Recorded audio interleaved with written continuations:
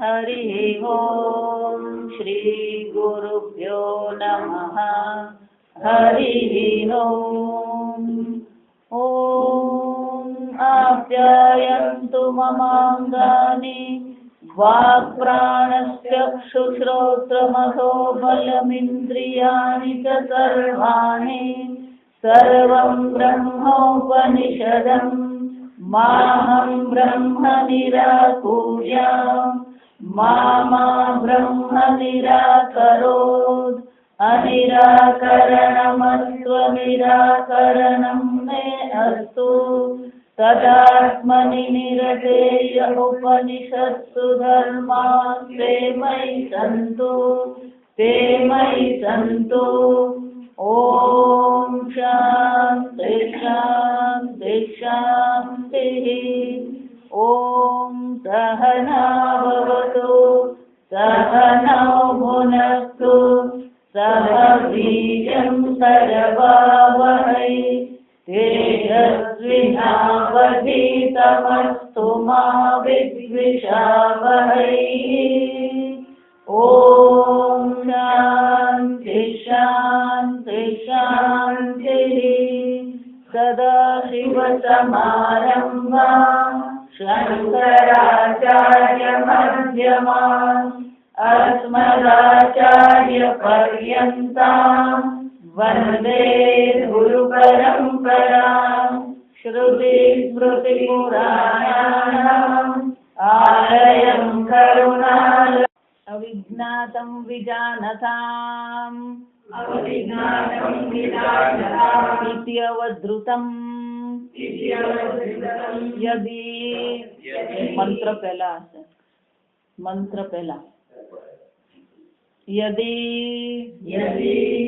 ब्रह्म अत्यन्तम् एव अविज्ञातं लौकिकानां ब्रह्मविदां च अविशेषः प्राप्तः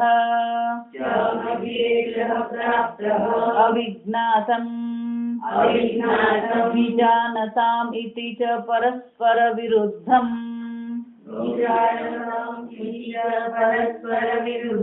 कथन्तु तद्ब्रह्म सम्यक् विदितं भवति इति एवमर्थमाह प्रतिबोधविदितं बोधं प्रतिविदितं बोधशब्देन बौद्धाः प्रत्ययाः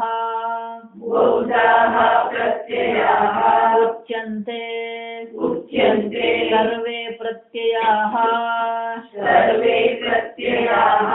विषयाः भवन्ति यस्य च आत्मा सर्वबोधन् प्रतिबुध्यते सर्वप्रत्ययदर्शी चित्शक्तिस्वरूपमात्रः प्रत्ययैः एव प्रत्ययेषु अविशिष्टतया लक्ष्यते न अन्यद्वारम् आत्मनः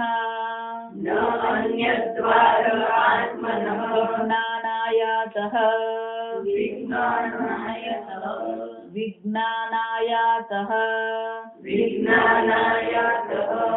प्रत्यय प्रत्यगात्मतया विदितं ब्रह्म यदा तदा तन्मतम् तदा तत्सम्यक् दर्शनम् इत्यर्थः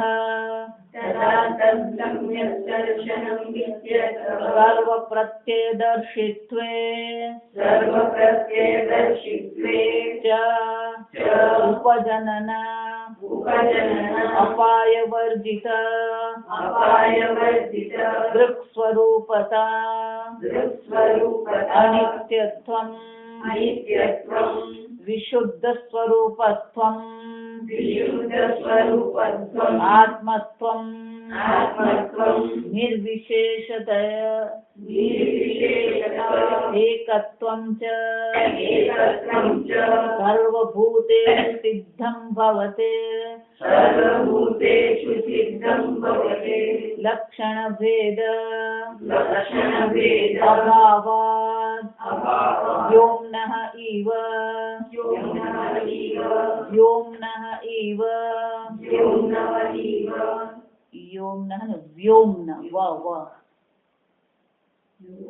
અભાવાદ વ્યોમ્ન દુઆ છે ને બે છૂટા પાડી દીધા અભાવાદ વ્યોમ્નઃ ઇવ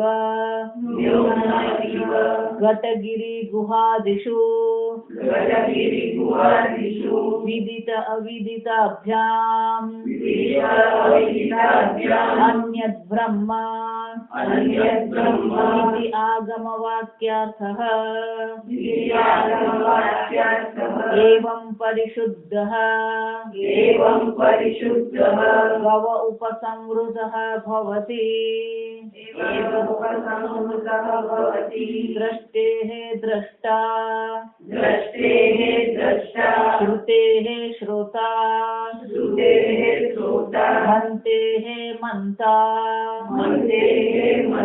विज्ञातेः विज्ञाता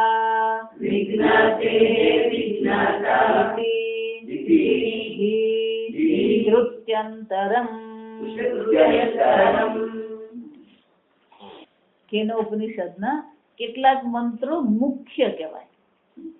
વિદિત અવિદિતાભામ અન્યમ જે છે એ મુખ્ય છે, એટલે વારંવાર શંકરાચાર્યની ચર્ચા કરે.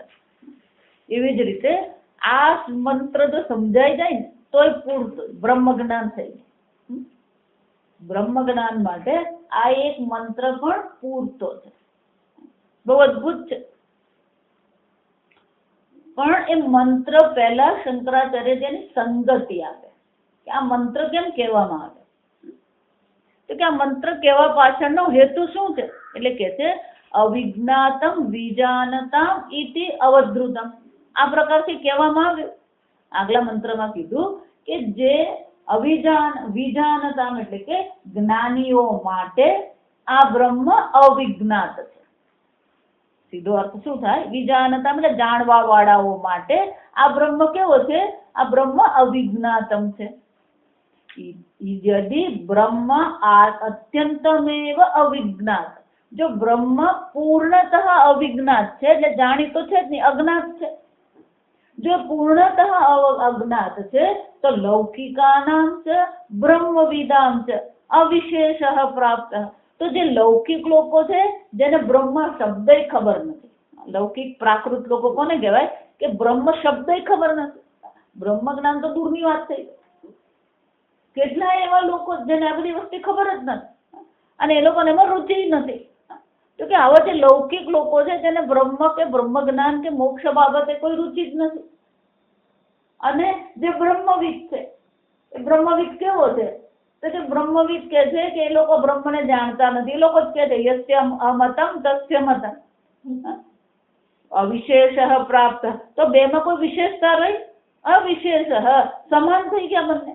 તો કે લૌકિક પણ બ્રહ્મને જાણતો નથી, આ બ્રહ્મવિદ કે છે કે હું બ્રહ્મને જાણતો નથી. તો કે બેમાં ફરક શું થયું? બે એક જ થઈ ગયા. કેમ? અવિજ્ઞાતમ વિજાનતામિતિ ચ પરસ્પર વિરુદ્ધમ. કારણ કે બંને કેવું છે? વિરુદ્ધ છે. જો એટલે કહું બ્રહ્મ વિદ્યા વિરુદ્ધ વાક્યથી જ થાય, જ્ઞાન તો જ થવાનું. દૂરસ્થમ અંતિકે છે, સૌથી દૂર છે પણ સૌથી નજીક છે. ભગવાન આખી ગીતામાં એ જ છે મત્સ્થાની સર્વભૂતાની ન ચ મત્સ્થાની ભૂતાની. બધા ભૂતો મારામાં છે, કોઈ મારામાં છે જ નહીં. સત્ય કર્તારમ, આ બધાનો કર્તા હું જ છું, પણ હું કોણ છું? અકર્તારમ અવ્યયમ. આ બંને જ ચાલે પરસ્પર વિરુદ્ધમેવ. એટલે શંકરાચાર્યજી કહે છે આ વિરુદ્ધ બોલીને તમે સમજાવવા માંગો છો? જો આ સમજ, પણ વેદાંતની ભાષા જ વિરુદ્ધ છે, વેદાંતની ભાષા જ વિરોધ છે. આ સમજ, બધે આ જ પ્રકારથી કરતા, અહીંયા પણ એ જ કીધું. એટલે શંકરાચાર્યજી પછી આ પરસ્પર વિરુદ્ધ કેમ કહેવામાં આવ્યું? કથન તું, શા માટે આવો પરસ્પર વિરોધ શા માટે કહેવામાં આવે? કથમ તું તદ બ્રહ્મ સમ્યક વિદિતમ, તો પછી આ બ્રહ્મ સારી રીતે, જો સમજો સુવેદે શબ્દ છે ત્યાં, સારી રીતે જણાયો છે આ બ્રહ્મ, એવું તમને કેવી રીતે ખબર પડશે? અથવા કેવી રીતે બ્રહ્મને સારી રીતે જાણેલો કહેવાય? કથમ તું બ્રહ્મ સમ્યક વિદિતમ ભવતિ ઇતિ એવમ અર્થમાહ, તો પછી આ બ્રહ્મને સારી રીતે કેવી રીતે જાણીશું? એના સમ્યક દર્શન થશે કેવી રીતે? કેમ કે જ્યાં સુધી બ્રહ્મ દર્શન થાય નહીં, બ્રહ્મ જ્ઞાન થાય નહીં, ત્યાં સુધી મોક્ષ મળવાનો નથી. જો આ સમજવાનું, બ્રહ્મ જ્ઞાન નહીં ચાલે, અમારે તો બધું ચાલે, માતાજી ચાલ્યા કરવાનું, એમ નહીં. અહીંયા એ જ અર્થ કહેવાનો. પેલું ફળ છે અનુબંધ ચતુષ્ટય સમજવાનું, વિષયાત્મ જ્ઞાન છે, પણ પ્રયોજન શું છે? મોક્ષ પ્રયોજન છે. અને જો સમ્યક દર્શન નહીં થશે તો પછી મોક્ષ પણ પ્રાપ્તિ થઈ શકે ને. જો સમજો, ભગવાન પણ જ્ઞાનની ચર્ચા કરતા રહે છે, પણ જ્ઞાનની ચર્ચાની સાથે સાથે આ પ્રયોજનની ચર્ચા પણ કે છે. મામ ઉપેત્ય તુ કૌંતેય પુનર્જન્મ ન વિદ્યતે. પ્રયોજન તો શું છે? આ ભવસાગરમાંથી, આ જન્મ મરણના ચક્કરમાંથી કાયમ માટે આપણે છૂટી જઈએ. પ્રયોજન તો એ જ છે. त्यक्त्वा देहं पुनर्जन्म न विद्यते, एषा ब्राह्मी સ્થિતિ પાર્થ અર્જુન, આ બ્રાહ્મી સ્થિતિ છે. આ બ્રાહ્મી સ્થિતિ પ્રાપ્ત કરીને એક વાર જેને બ્રાહ્મી સ્થિતિ પ્રાપ્ત કરી લીધી, એનામ પ્રાપ્ય ન મુખ્યતિ સ્થિત્વા શ્યામંત કાલે, અંત સમયે પણ જો એને આ બ્રહ્મમાં સ્થિતિ થઈ ગઈ, બ્રહ્મ નિર્વાણ મૃચ્છતિ, પાછું આ જગતમાં આવવાનું જ નથી. જો એટલા માટે નિર્ણય તો આપણો એ જ કરવાનો કે ભગવાન આપણે બીજો જન્મ જોઈતો જ નથી. જે કરવું, જે પૂરું કરવું, શું કરવાનું? અહીંયા જ પૂરું કરવાનું. એ બીજો જન્મ મળ્યો ને ક્યાં મળ્યો ને કેવો મળ્યો કોણ જાણે? એ જે કરવું ને એટલે બાજી આપણા હાથમાં કહેવાય. ગુજરાતી ભાષામાં શું કહેવાય? મનુષ્ય જન્મ છે ને તો બાજી આપણા હાથમાં છે. એક વાર અન્ય શરીરમાં ગયા પછી શું છે? કર્મની સ્વતંત્રતા છે જ નહીં, બુદ્ધિની સ્વતંત્રતા નથી, કોઈ સ્વતંત્ર સંકલ્પ શક્તિ છે જ નહીં. એટલે જે કરવું ને અહીંયા જ કરવાનું. એટલે શંકરાચાર્યજી કહે છે કે જો સમ્યક દર્શન થશે જ નહીં તો પછી એની પ્રયોજનની પણ સિદ્ધિ થઈ શકે નહીં. અને એટલા માટે આપણું લક્ષ્ય તો શું છે?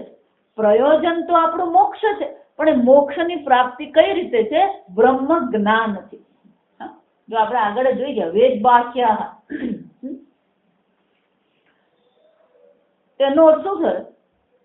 કથમ તદ બ્રહ્મ સમ્યક દર્શન વિદિતમ ભવતિ, તો કે આ બ્રહ્મ સારી રીતે કેવી રીતે જણાય? એટલે શ્રુતિ માતા શું કે છે? પ્રતિબોધ વિદિતમ મતમ. મતમ એટલે જ્ઞાન. કોને મતમ કહીશું? કોને સમ્યક દર્શન કહીશું? તો મતમ ખરેખર એટલે જ્ઞાન શું છે? પ્રતિબોધ વિદિતમ મતમ.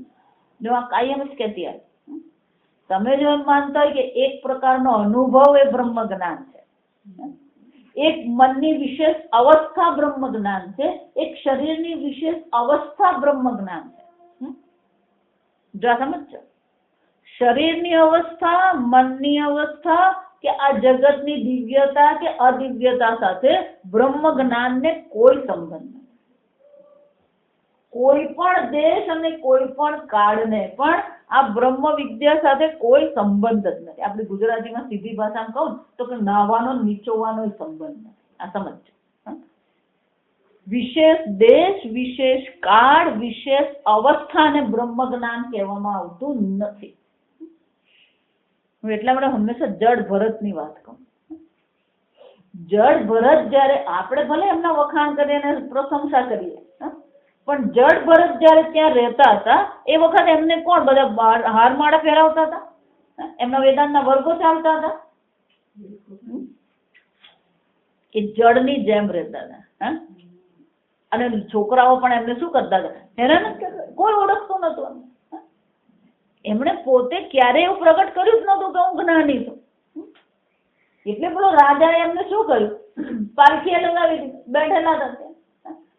પેલો એક સૈનિક ને તકલીફ થઈ ગઈ, કઈક તું બરાબર કરતો નથી, તું ચાલ આ પેલો બેઠો જ છે લગાવો. રાજાએ શું કર્યું, જડ ભરત ને શું કરાયું, પારખી ઊંચકાય. જડ ભરત પારખી ઊંચકી દીધી. જો સમજો,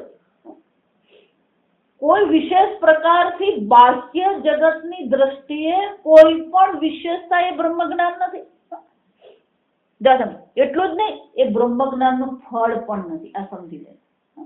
બ્રહ્મ જ્ઞાન મને થયું એટલે પછી મારા જીવનમાં આટલી આટલી વસ્તુઓ હોય અને તો હું બ્રહ્મ જ્ઞાની કહેવાઉં એવું નથી. એટલા માટે સુખદેવજી પાસે શું હતું મને કહો. સુખદેવજી આશ્રમ બનાવ્યો, સુખદેવજીના બ્રહ્મ વેદાંતના ક્લાસ ચાલતા હતા. પરીક્ષિત ગંગા કિનારે બેઠો, સુખદેવજી ત્યાં હાજર થઈ ગયા. જો આ વિચાર, આ એક જ છે સુખદેવજીનું. બાકી સુખદેવજીને બીજું શું છે, અવધૂત કોટીના રખડતા રહેતા. ક્યારેક વસ્ત્ર પહેરે હોય ને ક્યારેક શું છે, વસ્ત્ર પહેરતાય નતા. સમજો, એટલા માટે દરેક વ્યક્તિ એવું એક કલ્પનામાં જીવે. આ મંત્ર સમજાઈ જાય તો આ બધી કલ્પના આપણી શું થઈ જાય, તૂટી ફૂટીને મેદાન થઈ જાય. બ્રહ્મ જ્ઞાનને બાહ્ય શરીર સાથે કે મન સાથે કે મનની અવસ્થા સાથે કોઈ સંબંધ નથી. એટલે હું કહું, સંસારી છે ને એ જગતને મચડ મચડ કરે છે અને યોગી છે ને એ મનને મચડ મચડ કરે. તો બંને જણા જે માથાકૂટ કરી રહ્યા છે એ ભગવાનની દ્રષ્ટિએ તો ક્ષેત્રમાં જ છે. મન પણ શું છે, ક્ષેત્ર જ છે, અને આ જગત પણ શું છે, ક્ષેત્ર જ છે. પેલું ક્ષેત્રજ્ઞ તો કોઈ દ્રષ્ટિ કરવા માંગતું જ નથી. આ સમજો, પાતંજલિ યોગમાં પણ સમાધિ જે છે, સમાધિ કોને કીધી, દ્રષ્ટુ સ્વરૂપે અવસ્થા. દ્રષ્ટાનું પણ જે સ્વરૂપ છે આપણે જોઈ ગયા. શ્રોતા શુદ્ધ ચૈતન્યને કારણે શ્રોતા. આગળ જોઈ ગયા આપણે આગલા ખંડમાં કે દ્રષ્ટા કહીએ, શ્રોતા કહીએ, મંતા કહીએ, વિજ્ઞાતા કહીએ. આ બધા વિકારી છે, પણ એનું જે અધિષ્ઠાન ચૈતન્ય છે એ તો કેવું છે, નિર્વિશેષ નિર્વિકારી ચૈતન્ય. જો વિચાર, દ્રષ્ટાના સ્વરૂપમાં એટલે કે શુદ્ધ ચૈતન્યમાં તમારી અવસ્થાન થાય એને સમાધિ કહેવાય. એનો અર્થ શું છે, આ બધા ચિત્રો જે છે ને, હું હંમેશા એટલે કહું, આ બધા ફોટા છે ને, ભગવાનનો આમ સરસ મજાનો ફોટો હોય ને તો સારી વસ્તુ છે. પણ પછી પેલો આમ સમાધિમાં બેઠેલા મહાત્મા બતાવે, પછી હિમાલયમાં 300 વર્ષથી મહાત્મા, એટલે આપણને શું લાગે, 300 વર્ષ મહાત્મા ત્યાં રહે એટલે બ્રહ્મજ્ઞાની થઈ ગયા.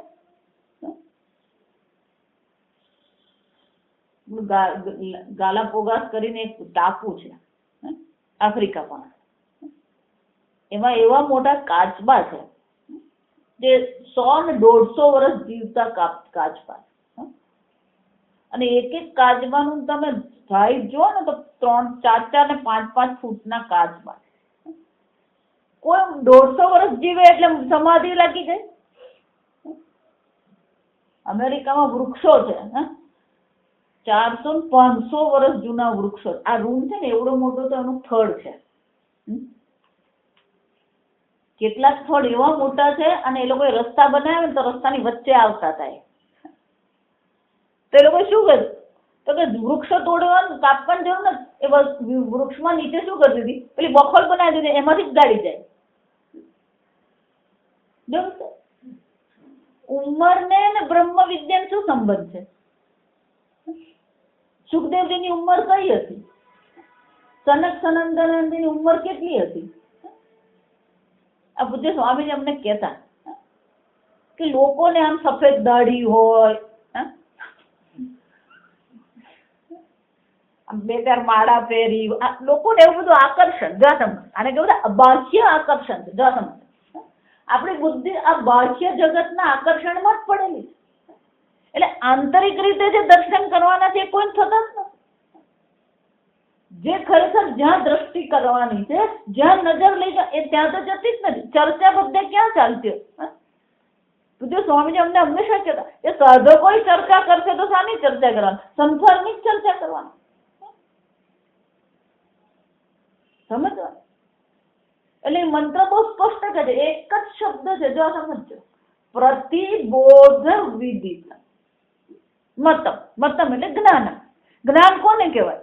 પ્રતિબોધ વિદિત. શંકરાચાર્યજી હવે એ પ્રતિબોધ શબ્દ બતા. પ્રતિ એટલે દરેક, પ્રત્યેક એમ કહીએ એનો શું થાય? દરેક વ્યક્તિ. તો પ્રતિબોધ એનો શું થયો? બોધમ, બોધમ પ્રતિ વિદિતમ. મતમ એટલે કે વિદિતમ, દરેક પ્રત્યય. બોધ કોને કહેવાય? શંકરાચાર્ય સ્વયં કહે છે અહીંયા બોધનો અર્થ જ્ઞાન નથી કરવાનો. બોધનો અર્થ શું કરવાનો? બોધ શબ્દેન બૌદ્ધાહ પ્રત્યયાહ ઉચ્યન્તે. બૌદ્ધાહ એટલે બુદ્ધિના. બોધ શબ્દ દ્વારા શું કહેવામાં આવે છે? આ બુદ્ધિના જે પ્રત્યય છે એને આપણે વૃત્તિ કહીએ. બુદ્ધિની વૃત્તિ. દરેક બુદ્ધિની વૃત્તિ જે છે એ શું છે? સર્વે પ્રત્યયાહ વિષયાહ ભવંતિ યસ્ય સહ આત્મા. આ પ્રત્યેક આત્મા કોને કહેવાય? આત્માની વ્યાખ્યા કરી, જો સમજો. સર્વે પ્રત્યયાહ, પછી રી હોય, ભી હોય, ક્રોધ હોય, કામ હોય. કામાકાર વૃત્તિનું અધિષ્ઠાન પણ કોણ છે? અસંગ ચૈતન્ય છે. આ સમજો. ક્રોધાકાર વૃત્તિનું અધિષ્ઠાન પણ કોણ છે? એ અસંગ ચૈતન્ય છે. પણ આ કામાકાર વૃત્તિ થઈ, આ ક્રોધાકાર વૃત્તિ થઈ, મારું મન હતાશ થઈ ગયું, મારું મન નિરાશ થઈ ગયું. આ દરેક જે વૃત્તિ છે સર્વે પ્રત્યયા. જો સમજો, સર્વે પ્રત્યય એટલે પછી એમાં કોઈ બાકી રાખવાનું જ નહીં. સર્વે પ્રત્યયા વિષયા ભવંતિ યસ્ય. સર્વ પ્રત્યય જેના વિષય બને છે. જે વિષય બનાવનાર કોણ છે? આત્મા છે.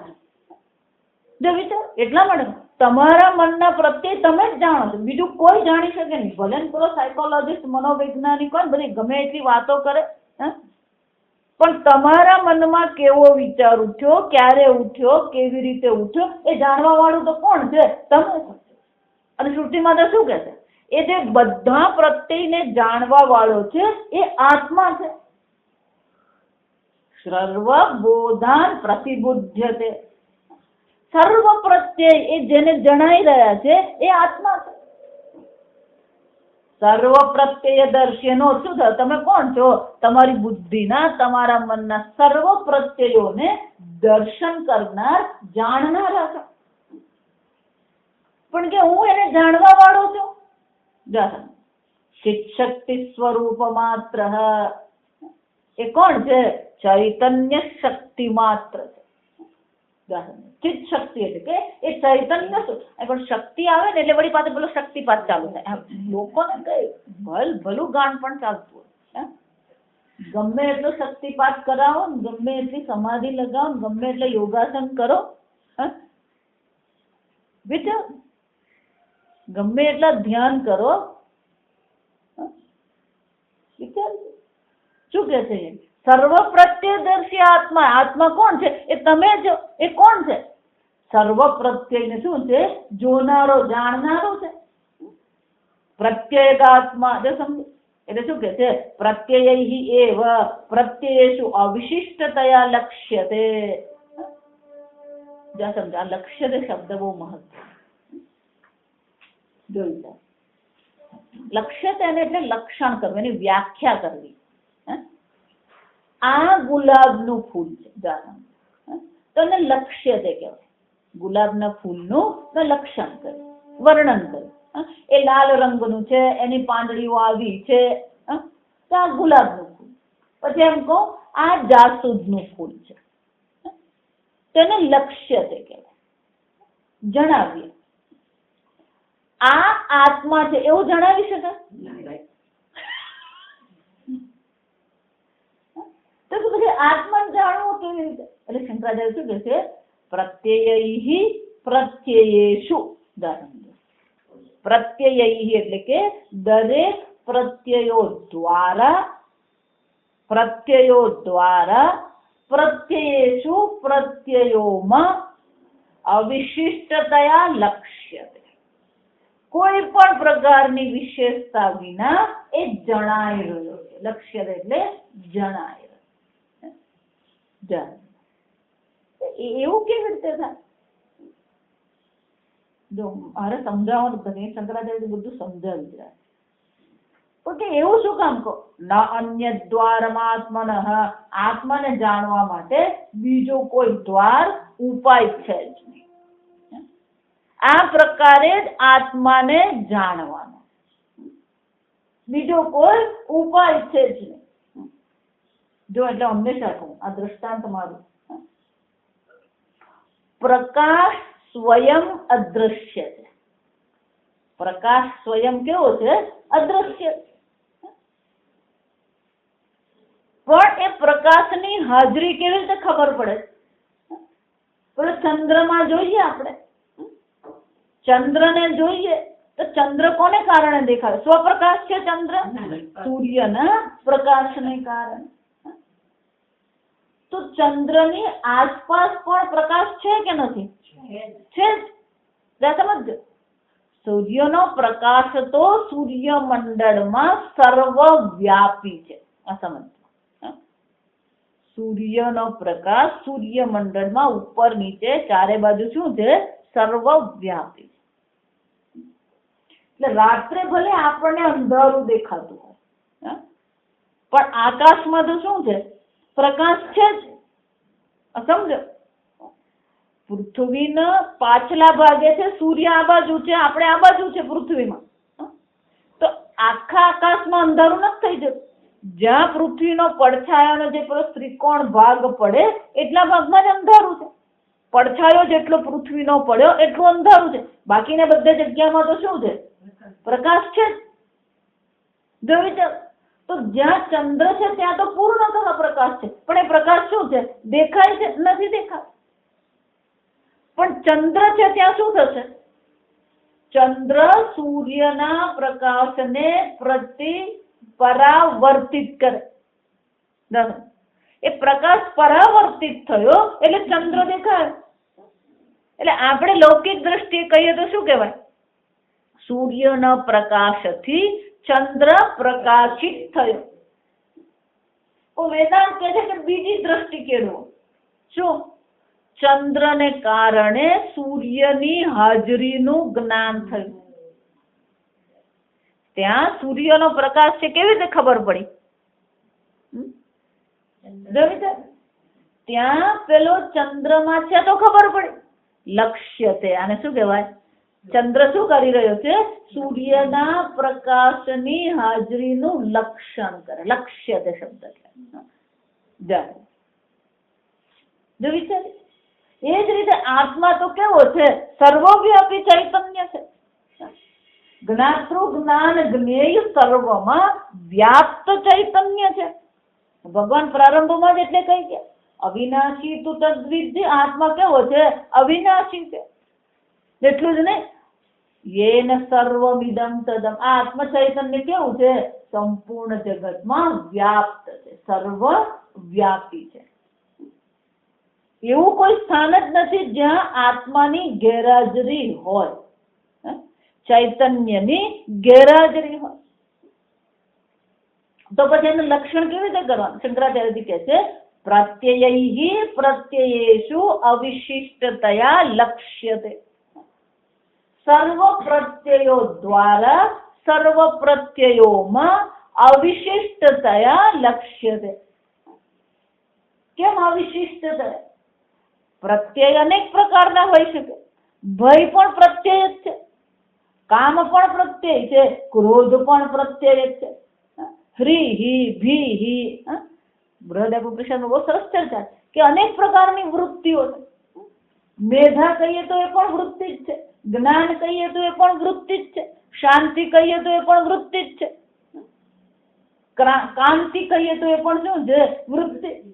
સમજો, એટલે ત્યાં શું કહેવામાં? યા દેવી સર્વભૂતેષુ બુદ્ધિ રૂપેણ સંસ્થિતા, વૃત્તિ રૂપેણ સંસ્થિતા, કાંતિ રૂપેણ સંસ્થિતા, શાંતિ રૂપેણ સંસ્થિતા. આ બધી વૃત્તિઓ જ છે. ત્યાં જે ચર્ચા કરી બધી શું છે? ખરેખર જુઓ તો દેવી બધી શું છે? વૃત્તિ રૂપે જ છે ત્યાં. સમજો, શાંતિ કહીએ, ભ્રાંતિ કહીએ, ભ્રાંતિ પણ વૃત્તિ જ છે ત્યાં. સમજો, ગઈકાલે જોયું એમ, ભ્રાંતિ જેને આપણે કહીએ કે વિપરીત જ્ઞાન કહીએ, તો વિપરીત જ્ઞાન પણ વૃત્તિ જ છે. તો એનું અધિષ્ઠાન તો શું છે? ચૈતન્ય જ છે. ભ્રાંતિ પણ યાદેવી સર્વભૂતેષુ ભ્રાંતિ રૂપેણ સંસ્થિત. એ ભ્રાંતિનું અધિષ્ઠાન તો કોણ છે? એ ચિત્શક્તિ છે. સમજો, માતાજી એટલે ચિત્શક્તિ કીધું. ચિત્શક્તિ સ્વરૂપ માત્ર, એ ચૈતન્ય સ્વરૂપ માત્ર છે. એ અનેક પ્રત્યયોમાં અનેક પ્રત્યયો રૂપે અભિવ્યક્ત થઈ જ રહ્યો. જેવી રીતે ઘડો માટીને ઢાંકી શકે નહીં, એવી કોઈ પણ પ્રકારની મનમાં વૃત્તિ ઉઠે, એ વૃત્તિ ચૈતન્ય આત્માને ઢાંકી શકે એમ છે જ ને. કોઈ પણ વૃત્તિ હોય, જો વિચાર, ના માતાજી અમે બધા અજ્ઞાની જન, પણ અજ્ઞાન પણ શું છે? વૃત્તિ છે. અને અજ્ઞાન નું અધિષ્ઠાન પણ કોણ છે? ચૈતન્ય. જ્ઞાન નું અધિષ્ઠાન પણ ચૈતન્ય છે, અજ્ઞાન નું અધિષ્ઠાન પણ ચૈતન્ય છે. અને જે શંકરાચાર્યજી કહે છે પ્રતિબોધ એટલે કે દરેક વૃત્તિમાં, દરેક વૃત્તિ એટલે સર્વ વૃત્તિઓમાં એ નિર્વિશેષતયા, અવિશિષ્ટતયા એટલે કે નિર્વિશેષતયા. સૂર્યનો પ્રકાશ કેવો છે? અસંગ છે. ગંગા જળ પર પડે તો સૂર્યનો પ્રકાશ પવિત્ર થાય ને, અને ગટરના પાણીને પણ એ સૂર્યનો પ્રકાશ શું કરે? પ્રકાશિત કરે જ છે. જો વિચારી, પણ આપણી હાલત શું છે? ટકે શેર ભાજી ને ટકે શેર ખાજા. સમજવા જ તૈયાર નથી લોકો. પ્રકાશ કેવો છે? અસંગ છે. કોઈ પણ પેલો લડાઈ કરી રહ્યો છે એને પણ સૂર્યનો પ્રકાશ પ્રકાશિત કરે, પેલો ધ્યાન કરી રહ્યો છે એને પણ સૂર્યનો પ્રકાશ શું કરે? પ્રકાશિત કરે. સૂર્ય એવું કહે છે આ તો ઝઘડો કરવા વાળો છે એટલે એને હું પ્રકાશિત નહીં કરું. અસંગ છે સૂર્યનો પ્રકાશ. એ જ રીતે આ ચૈતન્ય શક્તિ પણ શું કરે છે? અતિત શક્તિ સર્વને એક, સર્વ પ્રત્યયને, સર્વ વૃત્તિઓને એક સમાન રીતે અવિશિષ્ટ ક્યાંય કોઈ પ્રકાર, જો સમજો એટલા માટે સંસારમાં રહેવું હોય તો બે જ વૃત્તિ કેળવવાની તો સુખી થઈ શકાય. આ સમજો. અસંગતા એટલે શું છે? આમાંની કોઈ વસ્તુ મને સ્પર્શી શકે એમ છે. હું કોણ છું? અસંગ ચૈતન્ય. મનમાં ગમે એટલી વૃત્તિ ઉઠે, હું કોણ છું? અસંગ ચૈતન્ય. જો આજ આખી રાસલીલા છે, આ સમજો, પ્રતિબોધ વિધિ સમજ, રાસલીલા છે આ સમજો. દરેક ગોપી એટલે વૃત્તિ છે, અને કૃષ્ણ એટલે અસંગ ચૈતન્ય. અંગના અંતરે માધવ. અંગના અંતરે માધવ. અંગના એટલે કે ગોપી. ગોપી છે અને વચ્ચે કોણ છે? પેલો માધવ છે. કે બસ આટલાથી અટકી જવું નહીં. માધવો અંતરે અંગના. દ્રષ્ટિ ગોપી પર છે કે લક્ષ્ય છે. આ ગોપીઓ તો પેલું લક્ષણ થાય કૃષ્ણ. જેમ ચંદ્ર છે તો સૂર્યની હાજરી, પ્રકાશની હાજરીની ખબર પડે, એમ વૃત્તિ છે તો પેલું ચૈતન્ય ખબર પડે. સમજો, લક્ષ્ય છે કે પહેલી દ્રષ્ટિ ગોપી પર પડે તો એક ગોપી છે, બીજી ગોપી છે ને વચ્ચે પેલો માધવ છે. કે નહીં, હવે દ્રષ્ટિ ગોપી પરથી હટાવીને પેલા માધવ પર કરી દો. માધવો અંતરે અંગન.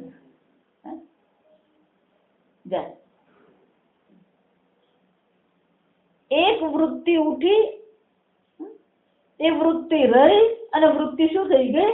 શાંત.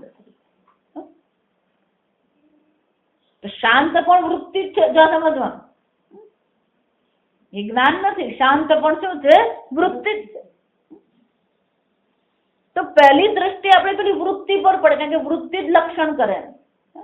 એટલે એક વૃત્તિ છે, પછી શાંત છે, વળી પાછી બીજી વૃત્તિ ઉઠી, વળી એ શાંત થઈ ગઈ, વળી પાછી ત્રીજી વૃત્તિ ઉઠી. તો કે હવે વૃત્તિ નહીં જોવાની, વૃત્તિના મધ્યમાં જે છે એ વૃત્તિના મધ્યમાં કોણ છે? વૃત્તિ ઉઠી એ પહેલા અસંગ ચૈતન્ય છે. વૃત્તિ ઉઠી, મનમાં વિચાર ઉઠ્યો એ પહેલા કોણ છે? અસંગ ચૈતન્ય છે. એ વૃત્તિ ઉઠી, વૃત્તિ ચૈતન્યમાંથી જ ઉઠી, એ ચૈતન્યમાં જ રહે છે અને પાછી એ શું થઈ ગઈ? ચૈતન્યમાં શાંત થઈ ગઈ. પણ ચૈતન્યમાં કોઈ ફરક પડે? ઘડાને માટીને ઘડાનો ભાર લાગે?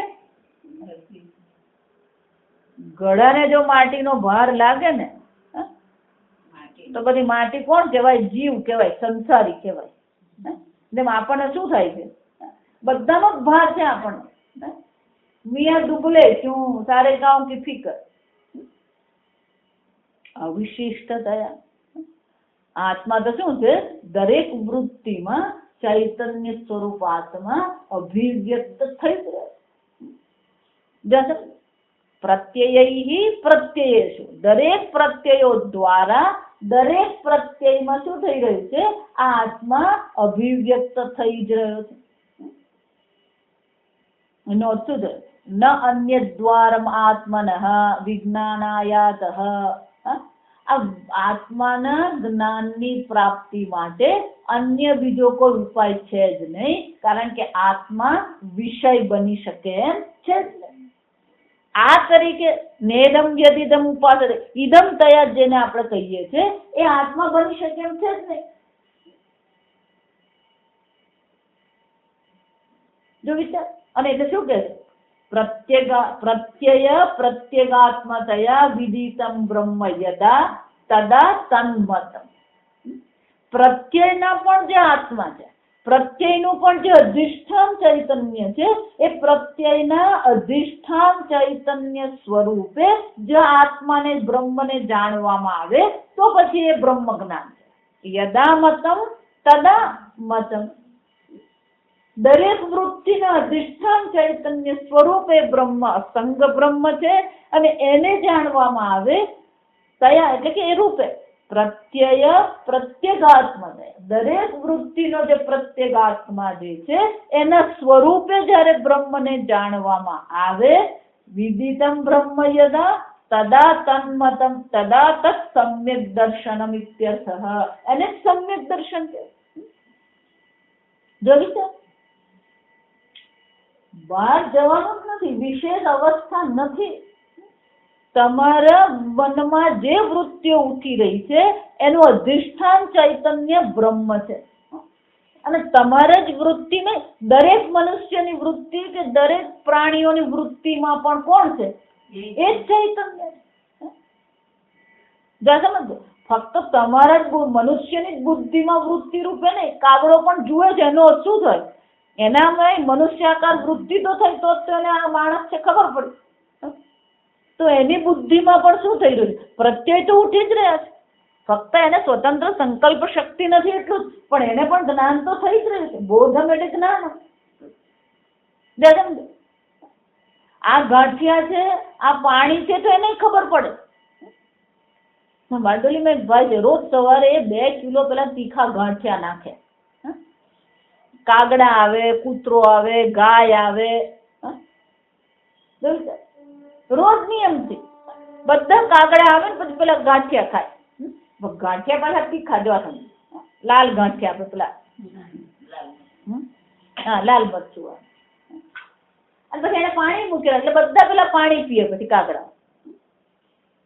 એટલે એની બાજુ વાળો છે તે મને કે માતાજી હું તો પાણી પીવાનું પુણ્ય, પાણી પીવડાવવાનું પુણ્ય લઉં છું, ગાંઠિયા ખવડાવવાનું પુણ્ય પેલા કાકા લે.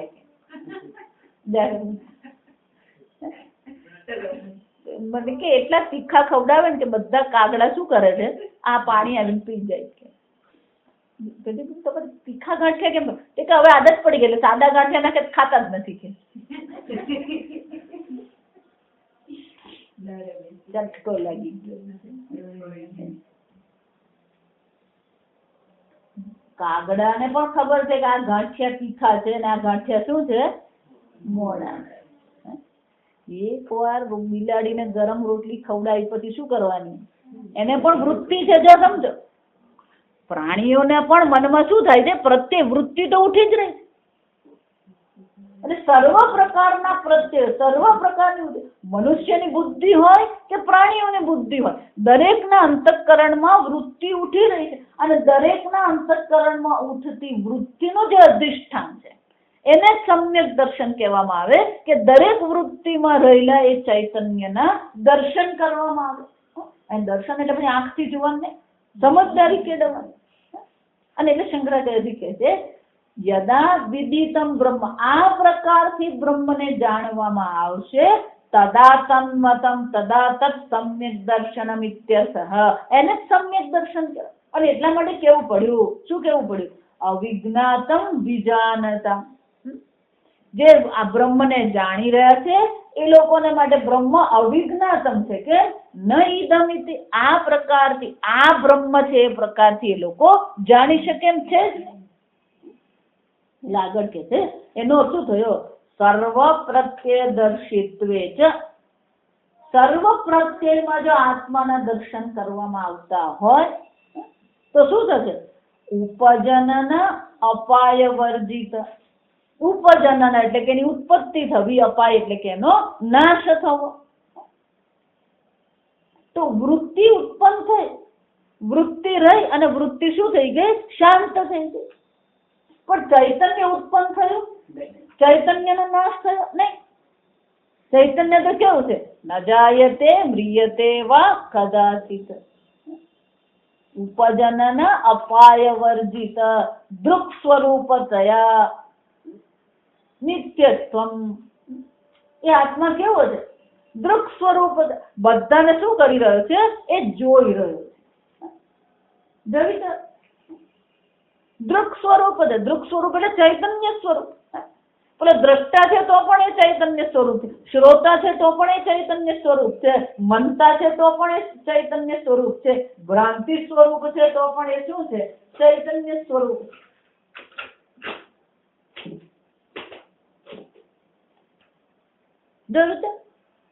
કોઈ પણ સ્વરૂપે દૃક સ્વરૂપ માત્ર એ આત્મા શું કરી રહ્યો છે, સર્વને એક સમાન રીતે પ્રકાશિત કરી રહ્યો છે. કોઈ પણ પ્રકારે શું છે એમાં ક્યારેય, અને અંગ્રેજી બહુ સરસ શબ્દ ઇન્વોલ્વ કહેવાય એને, એમાં ક્યારેય સંકળાતો જ નથી. કોઈ પણ જે, એટલા માટે આ અસંગતા જ કેળવવાની છે, કારણ કે એ તમારું સ્વરૂપ છે. તમે અસંગ ચૈતન્ય સ્વરૂપ આત્મા છો. તમે તો અસંગત છો, ગમે તે થઈ જાય, તમારી આત્મામાં કોઈ ફરક પડતો નથી. શરીરની દ્રષ્ટિએ કોઈ પણ અવસ્થા હોય, પ્રારબ્ધ પ્રમાણે આપણે પ્રારબ્ધમાં શું છે અને પ્રારબ્ધ પ્રમાણે શું થવાનું છે આપણને ખબર નથી. પણ જે થઈ રહ્યું છે ક્યાં થવાનું છે, શરીર, મન અને ઉપાધિમાં છે. એટલે શંકરાચાર્ય શું કહે છે, સર્વ પ્રત્યદર્શિત્વે ચ ઉપજનન અપાય વર્જિત દૃક સ્વરૂપતા નિત્યત્વમ વિશુદ્ધ સ્વરૂપત્વમ આત્મત્વમ. આ નિત્ય, હજુ સમજો, વિશુદ્ધ સ્વરૂપ છે, ક્યારેય મલિન થતો જ નથી. જો એટલે કહું, કેટલાક સંપ્રદાય માને છે કે આત્મા મલિન થઈ ગયો અને હવે શું કરવાનું છે, તપશ્ચર્યા કરીને એને શુદ્ધ કરવાનો છે. કેટલાક સંપ્રદાય માને છે કે આત્મા જીવ બની ગયો, સંસારી બની ગયો, હવે ગુરુની કંઠી પહેરીને પણ શું કરવાનું છે. વિચાર, સંસારી પણ આત્મામાં છે, અશુદ્ધિ આત્મામાં છે નહીં. આત્મા તો નિત્ય શુદ્ધ ચૈતન્ય સ્વરૂપ છે. ભ્રાંતિ એવ, દોરડું સાપ બની ગયો નથી, પેલાને સાપ દેખાય છે એટલું જ છે, પણ દોરડું સાપ બની ગયો નહીં. એમ આત્મા જીવ બની ગયો. વેદાંતમાં જ એક મહાત્મા છે, એ આવી રીતે જ શીખવે છે. અંગ્રેજી પેલા મોટા શબ્દો વાપરે ને લોકો એનાથી ઇમ્પ્રેસ થઈ જાય. આ બ્રહ્મ સ્વરૂપ આત્માનો પતન થઈ ગયું, સંસારી બની ગયો. પતન થઈ ગયું, ડિસેન્ડિંગ એને કહેવાય. ડિસેન્ડિંગ એટલે પડ્યો. હવે શું કરવાનું, એસેન્ડિંગ, ઉપર ચડવાનું. ઉપર ક્યાં જવાનું? ઉપર કોને કહેવાય? એમ પ્રશ્ન પૂછવો પડે. જે વિચાર પતન થયું, જીવનું શું થઈ ગયું? આ આત્માનું શું થયું? પતન થઈ ગયું, પડ્યો. પછી ચિત્ર એવું બતાવે, ઓમ હોય એટલે આ બધાને સાંભળતા રહે એટલે ખબર પડે ત્યાં હું લોચા હોય, એટલે લોચા લાપસી કહેવાય. આ વેદાંતની લોચા લાપસી કહેવાય. પેલો ઓમ દોરેલો હોય, પછી આમ નીચો આમ તીર બતાવેલું હોય, પછી આત્મા, પછી આમ પેલો આમ જીવ, પછી આમ બુદ્ધિ, મન, શરીર. સંસારી બની ગયો. હવે શું કરવાનું? ઉપર ઉઠવાનું. ગુરુ તમને શું કરે? ઉપર ઉઠાવવાનું. પલ્લવી જ કહે, હું કોઈને કહીને ઉપર ઉઠાવું નથી, કોઈ નીચે નથી. કેમ? પ્રતિબોધ વિદિતમ, એ તો છે. કોને ઉદ્ધાર કરવાનો? જો એટલે આ બીજો ઉદ્ધાર ચાલે. એક વસ્તુ પકડવાની પછી એનો એક સંપ્રદાય બની જાય. હવે શું કરવાના છે? જગતનો ઉદ્ધાર કરવાનો. કોનો ઉદ્ધાર કરવાનો? પેલો રણમાં ગયો હોય ને, તે રણમાં એને પેલું તળાવ દેખાય. તળાવ દેખાયું એટલે એને શું કીધું? હો, જો રણમાં તળાવ છે, પણ આ રણનું પાણી તો ખારું હશે, એટલે આપણે શું કરીએ? વોટર ફિલ્ટરેશન પ્લાન્ટ નાખીએ. અસત ભાવ ન વિદ્યતે, છે જ નહીં. ભગવાન કે છે જ નહીં. તું કોને શુદ્ધિકરણ કરવાનું?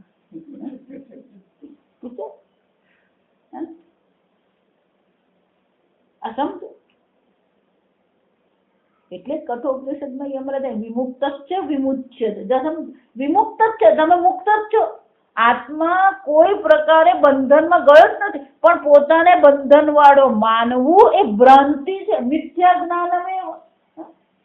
આત્માને મુક્ત કરવાનું નથી, આ બંધનની ભ્રાંતિની શું કરવાની છે? નિવૃત્તિ કરવી. ગાયનું દ્રષ્ટાંત યાદ રાખવું. બધી ગાયોને બાંધી દીધી, પેલું એક દોરડું મળ્યું નહીં એટલે પેલો માથાકૂટ કર્યા કરે. આપણે આશ્રમ હોય અને બ્રહ્મચારી ને ખટપટ તો ચાલતી જ હોય. એટલે કોઈ બીજા બ્રહ્મચારીને કંઈક દોરડાની જરૂર પડી હશે, એટલે આ ગાયનું દોરડું ઉચકીને શું કર્યું? લઈ ગયો.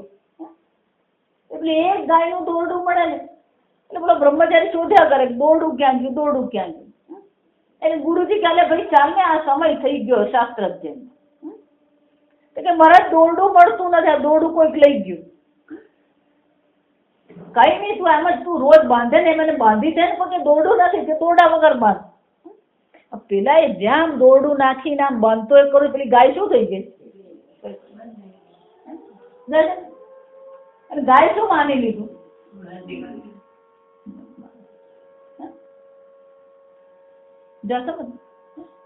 એમ જીવ પણ શું માની લીધું? માતાજી અમારે તો બહુ બંધન. આ તમે પ્રવચન કરો બહુ સરસ, બરાબર, પણ અમારી તો બધી ખટપટ ને અમારું તો સંસાર જ ચાલે. જેમ કે બીજો દિવસ સવારે પેલી ગાય ઉઠે જ નહીં, બધી ગાય છોડી દીધી, આ ગાય ઉઠે જ નહીં. ઉઠ પેલો કર્યા જ કરે. પેલી ગાય ઉઠે જ નહીં. એટલે ઉઠ કરે. પેલું ગુરુજી કુટિયામાં બેઠા ને એમણે સાંભળ્યું, કાલે ભાઈ છોડ તો ખરો ને. પેલો ગુરુજી કાલે કેમ હતું? કાલ બાંધી તો હતી એટલે તો બેસી પડી, પછી ખાલી ખાલી બાંધી. ખાલી બાંધી શું કરવાનું? એમ ગુરુજી શું કરવાનું? પેલો ખરેખર બંધાયેલો છે, પેલો ખાલી બંધાયેલો છે, એટલે ગુરુજી શું કરવાનું છે? એને ખાલી જ છોડવાનું. અને ભ્રાંતિ કે ખાલી એટલે ભ્રાંતિ. ગાયને એવી ભ્રાંતિ થઈ ગઈ કે હું બંધાઈ ગઈ છું. એટલે મળે, જો કોઈ તમને એમ છે તો હું આ સંસારમાંથી તમને મુક્ત કરીશ, તમે અત્યારે બંધનમાં છો. બંધન સત્ય છે જ નહીં, ભ્રાંતિ માત્ર છે. કોણ તમારો ઉદ્ધાર કરવાનો? વિચાર. ભગવાન જયારે આ અવતાર ધારણ કરીને પૃથ્વી પર હતા ત્યારે 100 કૌરવો હતા. આ સાંભળજો, 100 કૌરવો ઓછા હતા. સમજો, ભગવાન મથુરા ગયા અને મથુરામાં પેલો જરાસંઘે હુમલો કર્યો. જરાસંઘ અને એની આખી રાક્ષસ સેનાને નાશ કરી અને ભગવાન એને છોડી દીધો. જરાસંઘને માર્યો નહીં. 17 વાર ભગવાને આવું કર્યું. 17 વખત ભગવાને જરાસંઘને છોડ્યો અને પછી છેલ્લે 18મી વખતે જરાસંઘને પણ શું કર્યો? નાશ કર્યો. જરાસંઘ. તો એનો અર્થ શું થયો? કેટલા રાક્ષસો હશે વિચારી જોજો. જેટલી વાર જરાસંઘને છોડ્યો એટલે જરાસંઘ વળી પાછી પોતાની સેના રાક્ષસોની બનાવી, વળી પાછો ભગવાન મથુરા પર હુમલો કર્યો, ભગવાને એ સેનાનો નાશ કર્યો અને જરાસંઘને છોડ્યો. ભગવાન તો હું કઈ એક એકને હોદવા જાઉં.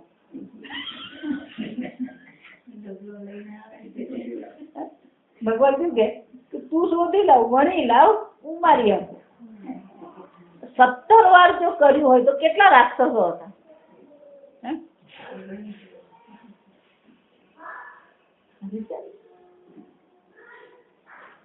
ભગવાન જયારે અવતાર ધારણ કર્યો ત્યારે આટલા રાક્ષસો હતા. તો પછી અત્યારે ઓછા હોવાને? જગત આવું જ છે. ભગવાન શું કહેવા માંગે છે? જગત આવું જ હોય. અને પછી આપણે શું માનીએ? આ જગતમાં દિવ્યતા આપણે લાવીએ. કઈ દિવ્યતા તું લાવવાનું? અજા સમજો, લોકોને એક કાલ્પનિક જગતમાં લઈ જવામાં આવે અને એ લોકોને એવું બધું વધારે ગમતું હોય. આ જેટલા મહાત્માઓ જે ચર્ચા કરે ને, આમ જગતમાં પરિવર્તન લાવીએ ને દિવ્ય પરિવર્તન લાવીએ ને દિવ્ય કાળ આવશે ને, એ પોતાની એક કલ્પના છે અને એ કલ્પના પેલા બીજા લોકો ખરીદે છે. અને લોકો શું માને? ઓ જગતનો ઉદ્ધારક. એટલે ભગવાન બહુ ચોખ્ખું કીધું હતું, ઉદ્ધરેદ આત્મના આત્મા. તું તારો ઉદ્ધાર કર, હું ઉદ્ધાર કરવાનો વિચાર.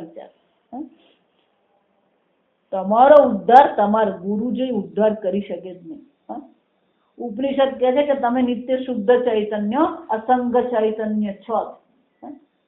પેલો સમજે જ નહીં તો ગુરુજી શું કરવાના? એટલે શંકરાચાર્ય શું કહે? અસંગ ચૈતન્ય છે, બનાવવાનું નથી. અને જો અસંગ ચૈતન્ય છે તો બંધનની કોઈ શક્યતા છે? બંધન ક્યારે શક્ય બને? બે વસ્તુ એકબીજાના સંપર્કમાં આવી શકતી હોય તો પછી બંધન થાય ને. બંધન ક્યારે થાય? બંધન માટે કેટલી વસ્તુ જોઈએ? બંધન માટે ઓછામાં ઓછું 3 જોઈએ તો બંધન થાય. પણ અહીંયા તો એક અદ્વિતીય બ્રહ્મ માત્ર છે જે ચૈતન્ય સ્વરૂપ છે, બીજું છે જ ને. તો કેવું બંધન? અને જો બંધન જ નથી તો પછી મુક્તિ કઈ? એનો અર્થ શું થયો? બંધન ભ્રાંતિ છે અને ભ્રાંતિની નિવૃત્તિ કરવાની છે. કેવી રીતે? પ્રતિબોધ વિદિતમ મત. દરેક પ્રત્યેનું અધિષ્ઠાન એ ચૈતન્ય આત્મા છે. એ જ્ઞાનથી જ આપણે શું કરવાનું છે? આ બંધનની ભ્રાંતિની નિવૃત્તિ કરવાની. અને એટલે શંકરાચાર્યજી કહે છે આત્મા તો કેવો છે? ઉપજનન અપાયવર્ત સ્વરૂપ માત્રમેવ વિશુદ્ધ સ્વરૂપમ આત્મતત્વમ નિર્વિશેષતા એકત્વમ ચ સર્વભૂતેષુ સિદ્ધમ ભવેત. સર્વભૂતેષુ, એવું નહીં કે માણસમાં, મનુષ્ય હોય કે પ્રાણી હોય, યક્ષ હોય કે કિન્નર હોય કે ગંધર્વ હોય કે દેવ હોય, સર્વભૂતેષુ એકત્વમ નિર્વિશેષતા. એક અદ્વિતીય નિર્વિશેષ ચૈતન્ય. જેટલી વિશેષતા છે ઘડાની છે. માટી તો કેવી છે?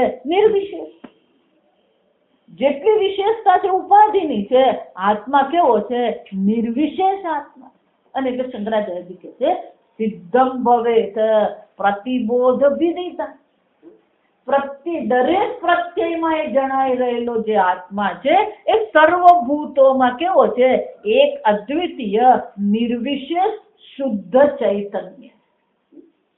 આ પ્રકારથી ઓળખવું. સર્વભૂતોમાં એક અદ્વિતીય વિશુદ્ધ ચૈતન્ય અસંગ ચૈતન્ય સ્વરૂપે આત્માને ઓળખવું. એને શું કહેવાય? સમ્યક દર્શન કહેવાય. પ્રતિબોધ વિદિતમ મતમ. પણ કે સર્વભૂતેષુ કેવી રીતે બની શકે? એટલે શંકરાચાર્યજી સ્વયં દ્રષ્ટાંત આપતા કહે છે લક્ષણ ભેદ અભાવાત વ્યોમનઃ ઇવ. વ્યોમનઃ એટલે કે આકાશનો જેવી રીતે આકાશ જે છે એ આકાશ તો કેવો છે? અસંગ છે. લક્ષણ ભેદાત, લક્ષણ ભેદ છે. ક્યાં ભેદ છે? ઘટ ગિરી ગુહાદિશુ. ગળામાં એક આકાશ છે, ગુહામાં એક આકાશ છે, પર્વતમાં એક આકાશ છે. આમ વિશેષતા જે દેખાઈ રહી છે ઉપાધિને કારણે છે. ઘટાકાશ કહીએ, મઠાકાશ કહીએ તો ગળાની ઉપાધિની દ્રષ્ટિએ ઘટાકાશ કીધો, પણ આકાશ ખરેખર ઘટાકાશ બની ગયો? આકાશ તો કેવો છે? અસંગ છે. એક અદ્વિતીય અસંગ સર્વવ્યાપી આકાશ છે. જો બીજી વાત કહું, એક અદ્વિતીય અસંગ આકાશ છે. આપણો અનુભવ છે, બરાબર ને? પ્રસિદ્ધ વસ્તુ છે. એ આકાશનું પણ અધિષ્ઠાન જો બ્રહ્મ છે, કેમ? આકાશમાંથી વાયુ બન્યો, પણ આકાશ શામાંથી બન્યો? તસ્માદ વા એતસ્માદ આત્મનઃ આકાશઃ સંભૂતઃ. જો આકાશ એક અદ્વિતીય અસંગ છે તો આકાશનું જે કારણ જે છે, આકાશનું જે અધિષ્ઠાન ચૈતન્ય છે એ તો કેવું હોવાનું? અસંગ, સર્વવ્યાપી છે. અને એટલે શંકરાચાર્યજી કહે છે જેવી રીતે આકાશના લક્ષણ ભેદથી અનેક આકાશ દેખાય છે. ઘટાકાશ દેખાય, ગુફાકાશ દેખાય, મઠાકાશ દેખાય, પણ આકાશ સ્વયં કેવું છે? વિશુદ્ધ એક નિર્વિશેષ. આકાશની કોઈ વિશેષતા છે? આકાશમાં અનેકતા થઈ ગઈ નહીં. આકાશમાં કોઈ ભેદ થઈ ગયા નહીં. લક્ષણ ભેદ અભાવાત વ્યોમનઃ ઇવ ઘટગિરી ગૃહાદિષુ વિદિત અવિદિતાભ્યામ અન્યત બ્રહ્મ ઇતિ આગમ વાક્યાર્થ. અને એટલા માટે વિદિત એમ કહીએ તોય એ વિષયની વૃત્તિ છે, અવિદિત કહીએ તો પણ શું છે? વૃત્તિ જ છે. વિદિત અને અવિદિત પણ વૃત્તિ છે, પણ વિદિત અને અવિદિત થી આગમ શું કે છે? શાસ્ત્ર શું કે છે? વિદિત અને અવિદિત થી અન્ય જે છે, જે આત્મા છે, જે બ્રહ્મ છે, તદેવ બ્રહ્મત્વમ વિદ્ધિ. આ બ્રહ્મ કેવું છે? કોઈ પણ પ્રકારથી વૃત્તિનો વિષય બની શકે એમ છે જ નહીં. વૃત્તિનું અધિષ્ઠાન છે. વૃત્તિનું અધિષ્ઠાન ચૈતન્ય છે અને એટલા માટે વૃત્તિનો વિષય બની શકે એમ છે જ નહીં. જે વૃત્તિનો વિષય બને એ પછી વિદિત કે અવિદિત હોઈ શકે, આ સમજ. પણ આ તો વૃત્તિનું ચૈતન્ય તો કોણ છે? વૃત્તિનું અધિષ્ઠાન છે. અને જો અધિષ્ઠાન છે તો પછી એ ક્યારેય વૃત્તિનો વિષય બને નહીં. એ વૃત્તિનો વિષય બનતો નથી, પણ એ વૃત્તિને વિષય બનાવે છે. પ્રતિબોધ વિદિત. અને એટલે શંકરાચાર્યજી કહે છે આ આગમનું વાક્ય અહીંયા સિદ્ધ થાય છે. વાક્યાર્થ એટલે કે આ વાક્યનો અર્થ અહીંયા છે. વિજ્ઞાતમ અવિજાનતમ એમ કેમ કહેવામાં આવ્યું? કારણ કે એ ક્યારેય જ્ઞાનનો વિષય બની શકે એમ છે જ નહીં.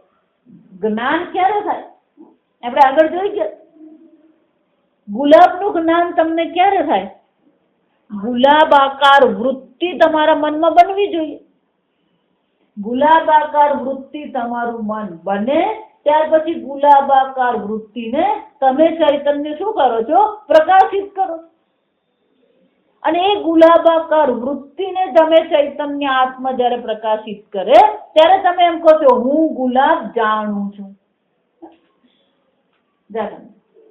તો વિદિત હોય કે અવિદિત હોય એને શું કરવું પડે? વૃત્તિના આકાર એટલે કે મનની વૃત્તિએ એ આકાર ધારણ કરવો પડે. પુષ્પાકાર વૃત્તિથી ગુલાબનું જ્ઞાન થઈ શકે, પણ આત્માકાર વૃત્તિ થવાની, બ્રહ્માકાર વૃત્તિ કરવાના નહીં. એટલે વિદિત અને અવિદિત ક્યારે કહેવાય? પેલી વૃત્તિ આકાર ધારણ કરે. પણ બ્રહ્મ કેવું છે? વિદિત અવિદિતાભ્યામ અન્યત.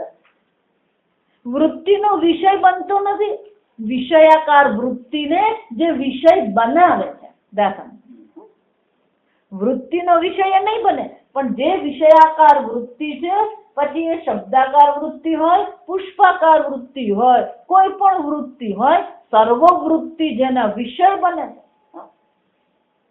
એ ચૈતન્ય આત્મા છે. અને એટલા માટે કેવું પડ્યું કે અવિજ્ઞાત વિજાનતા, જે ક્યારેય પણ વૃત્તિનો, અવિજ્ઞાતમ નો શું થાય? જે ક્યારેય પણ કોઈ વૃત્તિનો વિષય બનતો નથી, પણ વૃત્તિને જે જાણવા વાળો છે એ બ્રહ્મ છે. તદેવ બ્રહ્મ ત્વમ વિદ્ધિ. એ બ્રહ્મ તું છે. ત્વમ એટલે શું છે? તું છે. અને એ બ્રહ્મ કેવું છે? સર્વભૂતેષુ, સર્વભૂતોમાં. એટલે ભગવાન કહે સર્વભૂતસ્થમાત્માનમ સર્વભૂતાનિ ચ આત્મનિ ઈક્ષતે યોગયુક્તાત્મા સર્વત્ર સમદર્શન. આમ સર્વત્ર એ સમદર્શન કરી રહ્યો છે કે સર્વભૂતોમાં એ અભિવ્યક્ત થઈ જાય. અને સર્વભૂતોનું અધિષ્ઠાન પણ કોણ છે? એ જ આત્મા. સર્વભૂતોનું અસ્તિત્વ પણ કોને કારણે છે? એ આત્માને કારણે જ છે. ઘડા એ માટી છે લક્ષણ કરે, પણ ઘડો પણ કોને કારણે છે? માટીને કારણે. ઘડો નતો પહેલા પણ માટી હતી, ઘડો છે ત્યારે પણ માટી છે, ઘડો તૂટી ગયા પછી પણ માટી તો છે. આમ ચૈતન્ય તો અસંગ છે. એ ચૈતન્યમાંથી વૃત્તિ ઉઠી ત્યારે પણ ચૈતન્ય છે, વૃત્તિ રહી ત્યારે પણ ચૈતન્ય છે, વૃત્તિ શાંત થઈ ગઈ ત્યારે પણ એ કોણ છે? અસંગ ચૈતન્ય છે. એટલે શંકરાચાર્યજી કહે છે વિદિત અવિદિતાભ્યામ અથવા તો અવિજ્ઞાતમ વિજાનતમ દ્વારા શાસ્ત્ર આપણને કહે છે આમ દરેક વૃત્તિમાં પ્રતિબોધ વિદિતમ મતમ. મતમ એટલે આ જ્ઞાન છે. દરેક વૃત્તિના અધિષ્ઠાન સ્વરૂપ ચૈતન્યને જે ઓળખે છે એ જ એનું જ્ઞાન છે. આગળ આપણે આવતીકાલે. ઓમ અસતો મા સદ્ગમય તમસો મા જ્યોતિર્ગમય મૃત્યોર્મા અમૃતં ગમય. ઓમ પૂર્ણમદ પૂર્ણમિદં પૂર્ણાત પૂર્ણમુદચ્યતે પૂર્ણસ્ય પૂર્ણમાદાય પૂર્ણમેવાવશિષ્યતે. ઓમ શાંતિ શાંતિ શાંતિ. હરિ ઓમ શ્રી ગુરુભ્યો નમઃ. હરિ